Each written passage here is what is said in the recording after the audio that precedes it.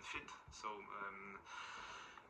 this period was, a little bit unusual, a little bit strange, I don't know, but it was a good opportunity for us to refresh our players. And now, through these two last games, with one game per week, I think we'll have a different dynamic.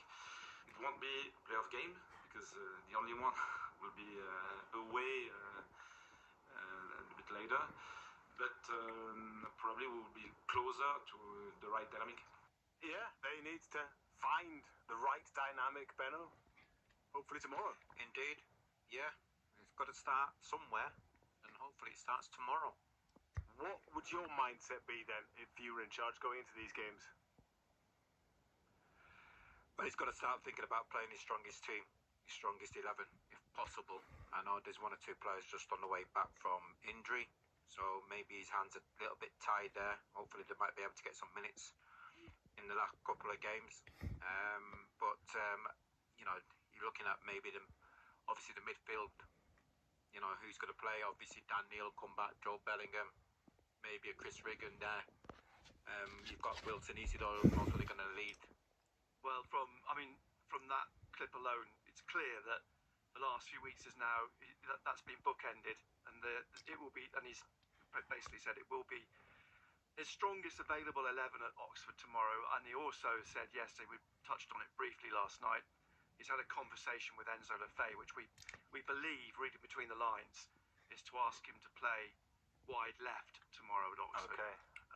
And without Mayenda, of course, Isidore will go up front. I think if Mayenda had been fit, there would have been a case for Mayenda starting on the left, Lefebvre playing in the middle, and then he would have had that question of whether he plays Lefebvre or Rigg, but it would have been Lefebvre, I think. But now that Mienda's out of the equation, I think Lefebvre will be on the left, Isidore up front, up top, Roberts on the right, Rigg as the 10, Joe, Neil. Left back is still a question mark, but if Hjelde fit, which I suspect he is, there's one player he didn't mention as not being fit yesterday. I think Hjelde will start at left back.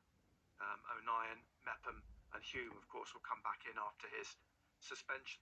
So, that would be my guess at what the 11 will be tomorrow. And then, of course, it's Queen's Park Rangers, the last of the 46, if you like. Question mark then as to whether Mundell's back fit for that game, and there's a possibility, and do they risk him? He will have Ballard back next weekend as well. Elise, Sealt are all back in the reckoning as well next week. So Sirkin will be on the bench tomorrow and will get, he hopes, half an hour. So we're gradually seeing him, formulate his strongest team, and by that I mean Sirkin would come back in for Hjelde at left back. So I think you can probably prejudge what his 11 is. He has made lots of changes in recent weeks, of course. Yes, he has, and that's quite interesting because the likes of Harrison Jones and Joe Anderson have all had run-outs. Tommy Watson's been playing as well. I did wonder whether Regis Lebris has learned anything over the past few weeks from the changes he's made to his starting lineups. Yeah, it's still useful because I think you can't replace a